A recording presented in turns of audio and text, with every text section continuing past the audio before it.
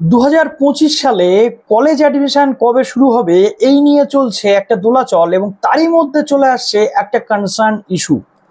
আদৌ কলেজে ভর্তির প্রক্রিয়া কি শুরু হতে পারবে তাড়াতাড়ি? যেমনটা আমরা তথ্য পাচ্ছিলাম যে মে মাসের লাস্ট অথবা জুন মাসের প্রথম দিকে এই কলেজ অ্যাডমিশন প্রক্রিয়া কিন্তু স্টার্ট হতে পারে, কিন্তু সেটা কতটা কার্যকরী করা সম্ভব হবে সেটা নিয়ে উঠছে প্রশ্ন।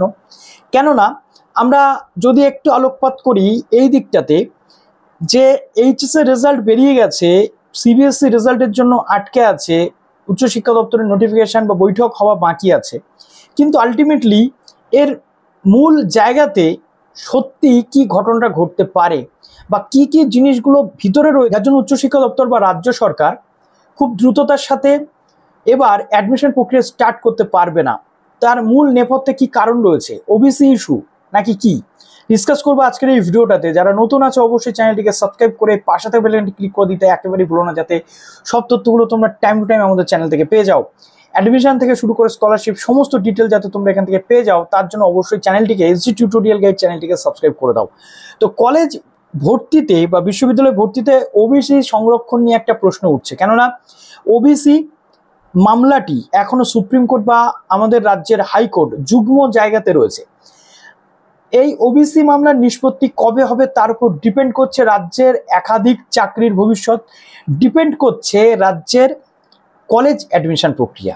কেননা কলেজ বা ইউনিভার্সিটিতে ইউজি বা পিজি লেভেলে যখন ভর্তি প্রক্রিয়া হয় তখন ওবিসি একটা বিরাট বড় রোল কিন্তু প্লে করে। সংরক্ষণের জায়গাতে আমরা এসসি এসটি দেখি, ইডব্লিউএস দেখি এবং ওবিসি এ এবং ওবিসি বি দেখি, কিন্তু যবে থেকে ওবিসি লিস্টটা বাতিল করা হয়েছে হাইকোর্টের পক্ষ থেকে, বর্তমানে সেটা সুপ্রিম কোর্টে মামলাধীন রয়েছে। তো এই নিয়ে কি হবে, কেননা কোনো একটা পার্টিকুলার শ্রেণীকে বাদ দিয়ে তো অ্যাডমিশন প্রক্রিয়া স্টার্ট করা যায় না। তাই প্রশ্ন উঠেছে এবার অন্দরমহলে এবং চিন্তার ভাঁজ পড়েছে উচ্চশিক্ষা দপ্তরের কপালে। উচ্চশিক্ষা দপ্তর এই ওবিসি ইস্যু নিয়ে কি স্ট্যান্ড নেবে তাই নিয়ে জলঘোলা একটা পরিস্থিতি তৈরি হয়েছে এবং এর জন্য ভর্তির প্রক্রিয়া মেবি ডিলে হতে চলেছে। কারণ ওবিসি মামলা যতদিন না নিষ্পত্তি হচ্ছে অ্যাডমিশন প্রক্রিয়া স্টার্ট করা মুশকিল। যদিও গত বছর ইউজি লেভেলের পর পিজি লেভেল অ্যাডমিশনের ক্ষেত্রে স্টুডেন্টসদের ডিক্লারেশন নিয়ে একটা ভর্তি করা হয়েছিল, এবছর সেই জায়গাতে যাবে কি যাবে না সেটা নিয়ে উঠছে প্রশ্ন। অর্থাৎ এরকম ব্যাপার যে ডিক্লারেশনের ব্যাপার এরকম যে ওবিসির যে সংরক্ষণ আমরা দিচ্ছি, কিন্তু সুপ্রিম কোর্টের নির্দেশিকা যদি আসে ওবিসি বাতিল, তুমি যদি সেই লিস্টে না থাকো সেক্ষেত্রে তোমাকে জেনারেল হিসেবেই আবার অ্যাডমিশনের জন্য ফাইট করতে হবে, এই ডিক্লারেশন ছিল।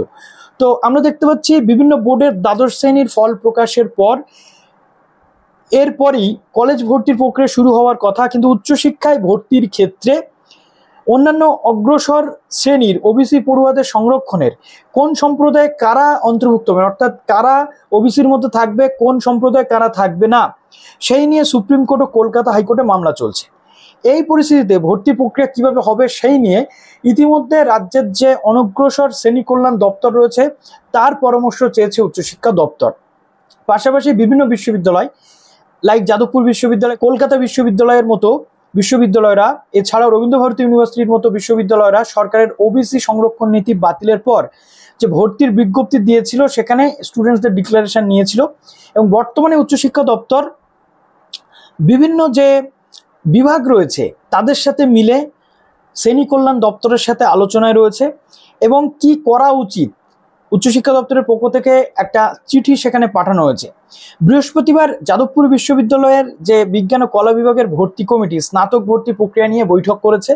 প্রসঙ্গত গত বছর রাজ্যের অধিকাংশ কলেজ এবং বেশ কয়েকটি বিশ্ববিদ্যালয় ছিল যারা স্নাতক স্তরে ভর্তি নেওয়া হয়েছিল অভিন্ন পোর্টালের মাধ্যমে, অর্থাৎ সেন্ট্রালাইজ পোর্টালের মাধ্যমে। এবারও তাই হবে। বিকাশ ভবন সূত্রের খবর এই পোর্টালটি একেবারেই তৈরি রয়েছে, কবে তা চালু করা যাবে তা নির্ভর করছে এই ওবিসি সংরক্ষণ নিয়ে স্পষ্ট মতামত জানার পর। অর্থাৎ এখান থেকে আমরা পুরো পরিষ্কার হয়ে গেলাম যে ওবিসি মামলার উপর কলেজ অ্যাডমিশনের যে প্রক্রিয়া সেটা কিন্তু ভীষণভাবে এফেক্ট করতে চলেছে বা নির্ভর করছে। তার জন্যই মেবি কবে থেকে কলেজ অ্যাডমিশন শুরু হতে পারে সেন্ট্রালাইজ পোর্টালে সেটা নিয়ে কোনো রকম কোনো উচ্চবাচ্য এখন আমরা পাচ্ছি না। এখন শ্রেণী কল্যাণ দপ্তর কি বলে তার উপর নির্ভরশীল এবং কোর্টের নির্দেশিকার উপর নির্ভরশীল। তবে কোর্ট বা সরকারের কাছে আমাদের আবেদন থাকবে যে ছাত্রছাত্রীদের এই ভর্তি প্রক্রিয়া যত ডিলে হবে তত ছাত্রছাত্রীদের ক্ষেত্রেই সমস্যা। তাই যত দ্রুত সম্ভব এই মামলার নিষ্পত্তির জন্য যেটা যেটা করা দরকার সেটা অবশ্যই প্রয়োজন, কারণ এটা ছাত্রছাত্রীদের স্বার্থের ব্যাপার, এটা মানব কল্যাণের ব্যাপার এবং ছাত্রছাত্রীদের ভবিষ্যৎ কিন্তু এর উপর নির্ভর করছে। কেননা মামলা যত ডিলে হবে ছাত্রছাত্রীদের অ্যাডমিশন প্রক্রিয়াটাও কিন্তু স্তম্ভিত হবে। এবং আমরা যদি দেখি এই নিয়ে একাধিক মামলা রয়েছে এবং এই নিয়ে একাধিক সমস্যা তৈরি হচ্ছে।